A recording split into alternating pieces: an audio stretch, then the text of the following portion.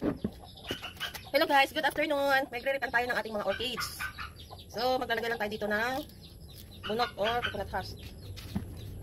Wala kasi akong bagong bunot. Kaya ito na lang. Kailangan, may bunot siya. Para maganda yung kanyang tubo. Ayan. So, lalagyan natin siya ng bunot. Tapos, itatali natin. Hindi na siya mahirap anuhin.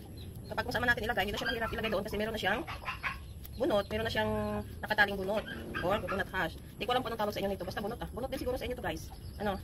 Pare-pares na naman natin tawag dito bunot. Bunot. Bunot, bunot. So ganyan siya. Pabilog ko lang. Tapos itatali. Yan. Meron pa akong ganito, may natira pa akong ganitong tali. Yung green.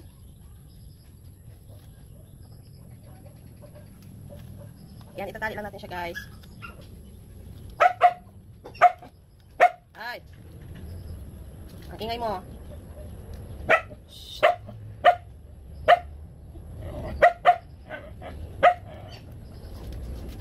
Ayan.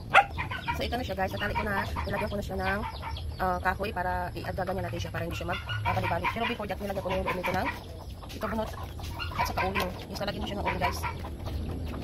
Yan, saka lagyan natin siya dito sa gitna. Ay, dami lamok. Yan. Tapos ito itatali natin dito siya. Pero lalagyan natin siya ng mga uling sa ilalim. Tapos bunot. Ang pasiksik ba? Yan. Para mayroong kakapitan yung gamot ng ating orchids. Tapos yung uling, maganda sa orchids yung uling guys. Ang ingay yung uling yung asap. So ganito na siya guys. Itatali ko na lang ito dito. Ayan. Tapos syempre, lalagyan na natin kung saan natin siya ilagay. Ayan siya guys. Oh. Ayan. Ganito na siya. Kulang pa yan siya guys ng ano dito, uling at saka bunot pa. So yun lang muna. Siya. Meron na siyang bunot na po.